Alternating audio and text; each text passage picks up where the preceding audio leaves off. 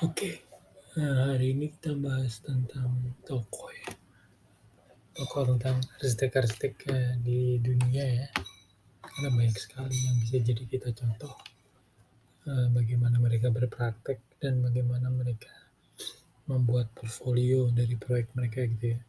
Bagaimana, arsitek itu memiliki ciri atau bagaimana arsitek atau urban planning itu, dikenal dengan baik gitu ya, dengan reputasinya. Kalau arsitek itu biasanya dia, melakukan desain itu dia secara 3 dimensi ya, panjang, lebar, dan tinggi gitu ya. Kalau di urban planning kan, 2 dimensi ya, jadi dia bagaimana bisa membuat master plan atau, peta ya. Nah itu bedanya sebenarnya dari 2 matra dan 3 matra itu. Itu membedakan arsitek dan urban planning. Hari ini saya sih ingin membahas tentang arsitek Minoru Yamasaki. Saya ulangin ya, namanya Minoru Yamasaki. Kenapa saya ingin membahas ini karena minggu lalu saya ada perkuliahan juga. Nah ini sempat dibahas oleh profesor saya Edi Purwanto, arsitektur Undip. Dia bercerita bahwa pernah sesuatu perencanaan yang sangat baik, tapi kemudian rusak karena tidak memperhatikan kebutuhan dari masyarakatnya ya. Jadi sebuah kota itu dirancang dengan baik, kemudian dibuatkan suatu kompleks pemukiman, untuk harapannya adalah untuk memberikan hunian yang memiliki standar baik dan meningkatkan taraf hidup dari masyarakatnya. Ya. Tapi ternyata itu tidak berhasil. Jadi Minoru Yamasaki ini cukup dikenal karena dia juga arsitek Trade Center yang versi lama ya, yang hancur itu ya, yang runtuh. Dia adalah arsitek keturunan Jepang, Japan yang lahir di Amerika dan memiliki kewarganegaraan Amerika. Dia salah satu tokoh arsitektur modern ya.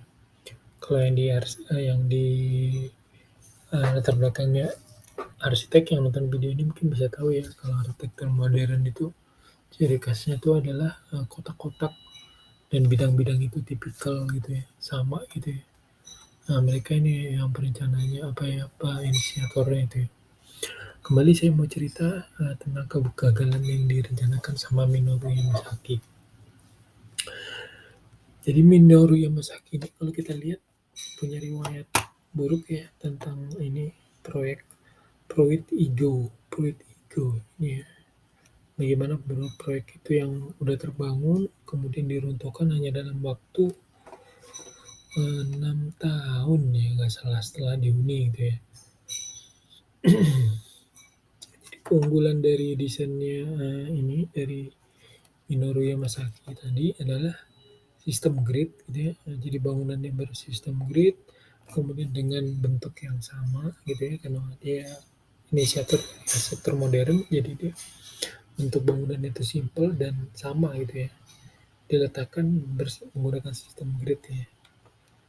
Kita ada gambar bentuk gridnya nggak ya? Ini juga seperti ini kan menarik nih. Bagaimana media bangunan itu sama gitu ya. Dan itu juga mengurangi biaya dari owner ya. Jadi biasanya kan dari owner kan ada keinginan untuk mengurangi biaya gitu ya. Oke. Kemudian bangunan ini dirancang dengan filosofi arsitektur modern, yaitu dengan bentuknya yang tipikal, denahnya yang tipikal, tampilannya juga visualnya juga tipikal sama gitu ya. Jadi itu cuman diberi gedung 1, gedung 2, gedung 3, gedung 4 gitu. Itu. Jadi modern seperti itu. Kemudian setelah selesai dan kemudian dihuni, Proyek Ego ini mengalami seperti gejala sosial ya, apa tuh? Ternyata dampak sosialnya juga muncul gitu ya. Jadi komplek ini menjadi tidak ramah huni.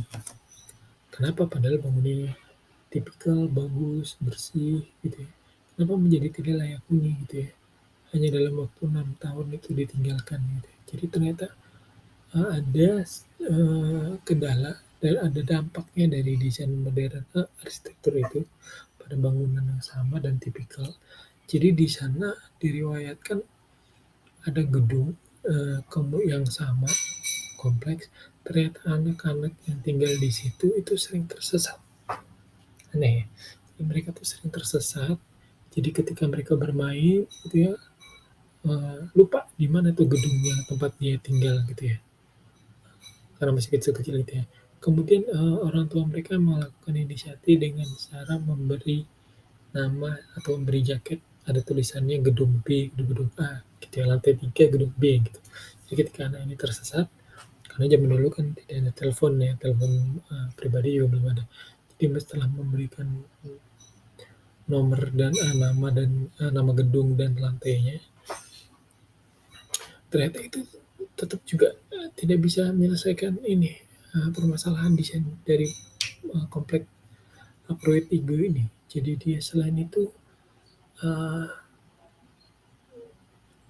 bangunan yang didesain dengan sangat baik ini ternyata, eee, memiliki dampak kepada kejenuhan dari penghuninya. Jadi dia selama tinggal dalam satu komplek besar itu, masyarakat itu mengalami kejenuhan dalam hal visual. Jadi pemandangan ini melihat sesuatu yang sama itu secara terus-menerus, ternyata itu berdampak secara psikologis.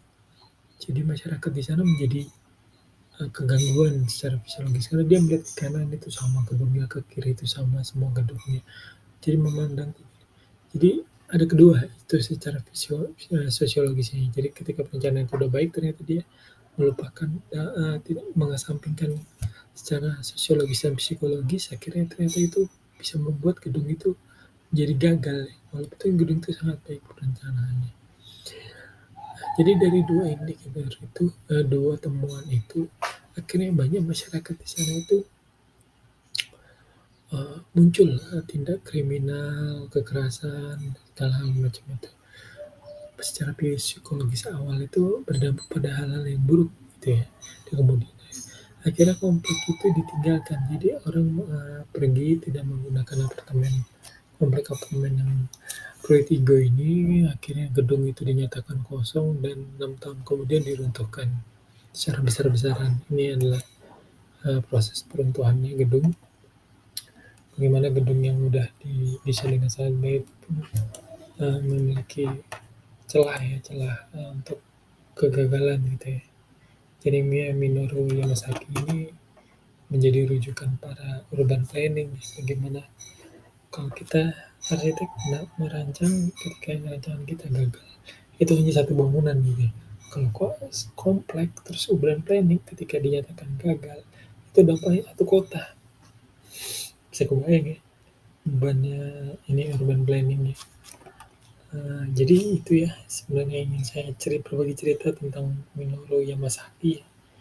Jadi dia seorang arsitek, kemudian dia berpraktek.